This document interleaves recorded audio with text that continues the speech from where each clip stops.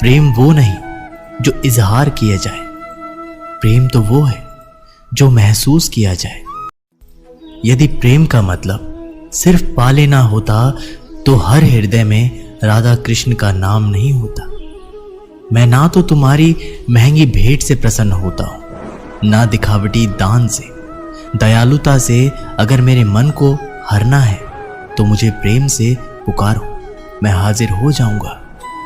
प्रेम वो नहीं जो इजहार किया जाए, प्रेम तो वो है जो महसूस किया जाए। प्रेम वो नहीं जो पाया जाए, प्रेम तो वो है जो जिया जाए। सच्चा प्रेम वो होता है जिसमें दूर रहने के बाद भी हर पल दिल में उसी इंसान का नाम हो। प्रेम का सबसे बड़ा सहारा उसका प्रेम ही होता है। जिस प्रेम में प्रमाण देना पड़े वह प्रेम नहीं। प्रेम को प्रमाण की नहीं, समझने की जरूरत होती है। जिससे प्रेम करते हो उसे समझने की कोशिश करो। परखने के लिए तो सारी दुनिया पड़ी है। सृष्टि में एक प्रेम ही है जो लाख प्रयत्न करो खत्म करने का, लेकिन वो बढ़ता ही जाता है। प्रेम अगर सच्चा होगा तो वो आपकी परीक्षा नहीं प्रतीक्षा करेगा। जिस पर राधा को मान है, जिस पर राधा को गुमान है, ये वही कृष्ण है जो राधा के दिल हर जगह विराजमान है। समय देखकर नहीं, समय देकर प्रेम करना सीखो। जहां आपकी कोई कीमत नहीं है वहां पर रुकना अनुचित है, चाहे वो किसी का घर हो या किसी का दिल। प्रेम में कोई वियोग नहीं होता, प्रेम ही अंतिम योग है, अंतिम मिलन है। दिल से जो दिया जा सकता है वो हाथ से नहीं, और जो मौन से कहा जा सकता है वो शब्दों से नहीं। अपने कभी छोड़कर नहीं जाते, और जो चले जाए वो अपने नहीं होते। प्रेम सुख के साथ दुख भी लाता है, पर जो उस दुख को सुख समझता है उसका प्रेम शुद्ध और सच्चा है। जब किसी के साथ भूत, वर्तमान और भविष्य के विचार आते हैं, बस वहीं से प्रेम का जन्म होता है। किसी से प्रेम करने की कोई वजह नहीं होती। प्रेम तो सिर्फ प्रेम है। यदि वजह है तो वो प्रेम नहीं, पसंद है। जो मनुष्य है, मनुष्य से प्रेम नहीं कर सकता, वह परमात्मा से कभी प्रेम नहीं कर सकता। सब कुछ झूठा हो सकता है, मगर प्रेम में बहाए आंसू नहीं। प्रेम और आस्था दोनों पर किसी का जोर नहीं। ये मन जहां लग जाए वही ईश्वर नजर आता है। प्रेम में दर्द हर एक को मिलता है, बस जो सह जाता है वो प्रेम निभा जाता है। मुक्ति की इच्छा का अंत हो जाना ही मुक्ति है, और प्रेम की तलाश का अंत हो जाना ही प्रेम है। हर एक चीज तब तक सुंदर है जब तक आप उसे प्रेम करते हैं। कभी कभी उनसे भी दूर होना पड़ता है जिनके साथ हम पूरी जिंदगी गुजारना चाहते हैं। जिंदगी में सच्चे प्रेम का मतलब सिर्फ वही जानता है जिसने कभी सच्चा प्रेम करके खो दिया हो। प्रेम तो आखिर प्रेम है, आज नहीं तो कल जरूर होगा। प्रेम में स्वतंत्रता दी जाती है, अधिकार नहीं पाया जाता। प्रेम का अर्थ है कि सभी सुख, दुख और मोह से परे रहना। शादी करने के बाद किसी और से प्रेम करना गलत है, तो प्रेम होने के बाद किसी और से शादी करना भी गलत है। अहंकार करने पर इंसान की प्रतिष्ठा, वंश, वैभव तीनों ही चले जाते हैं। विश्वास ना हो तो रावण, कौरव और कंस का अंत देख लो। मुश्किल वक्त हमारे लिए आईने की तरह होता है, जो हमारी क्षमताओं का सही आभास हमें कराता है।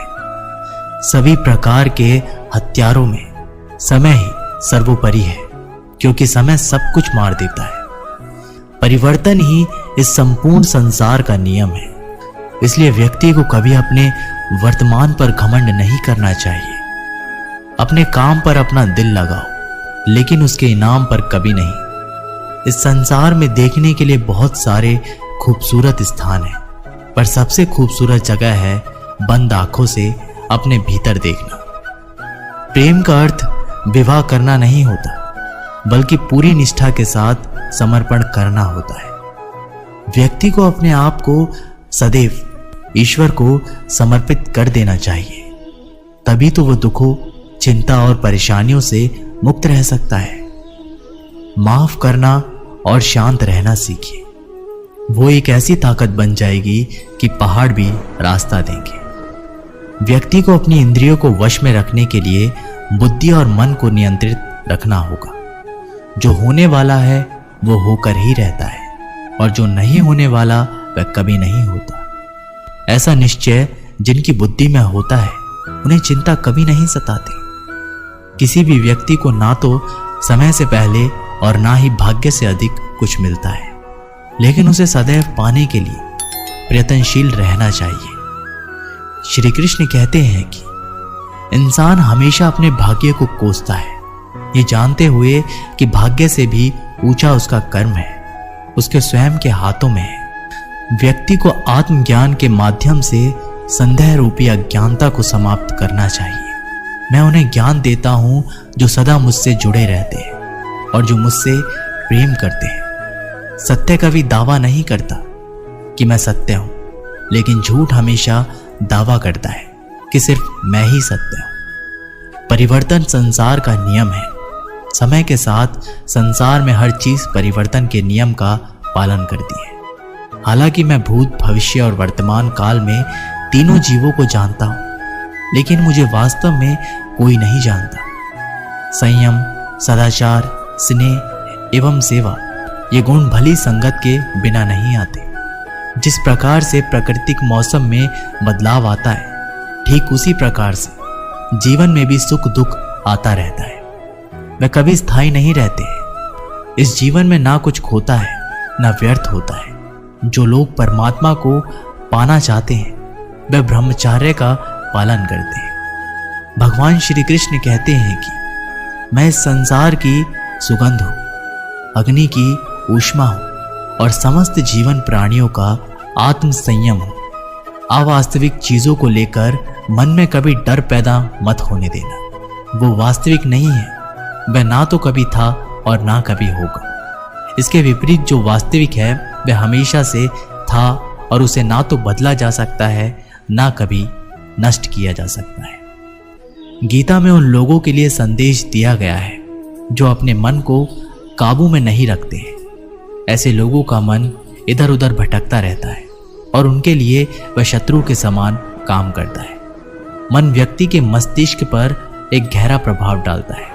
जब व्यक्ति का मन सही होता है तो उसका मस्तिष्क भी सही तरीके से काम करता है। इसलिए अपने मन को हमेशा काबू में रखें।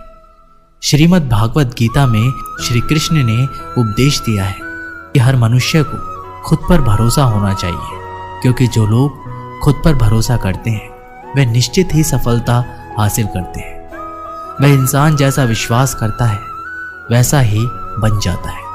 श्री कृष्ण कहते हैं कि जो लोग दूसरों की भलाई पर ध्यान नहीं देते और सिर्फ अपना मतलब साधने में लगे रहते हैं, उन लोगों का कभी भला नहीं होता। आपको बता दे कि इंसान का स्वार्थ उसे अन्य लोगों से दूर ले जाकर नकारात्मक हालातों की तरफ धकेलता है। उसके चलते व्यक्ति अकेला रह जाता है।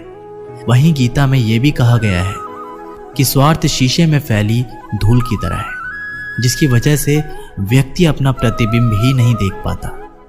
वहीं अगर आप चाहते हैं कि आप भी अपना जीवन खुशीपूर्वक व्यतीत करें, तो उसके लिए यह जरूरी है कि आप अपने स्वार्थ को कभी अपने पास नहीं आने दें, क्योंकि स्वार्थी मनुष्य दोस्ती भी सिर्फ अपना स्वार्थ निकालने के लिए करते हैं। जीवन में कभी किसी से अपनी तुलना मत करना।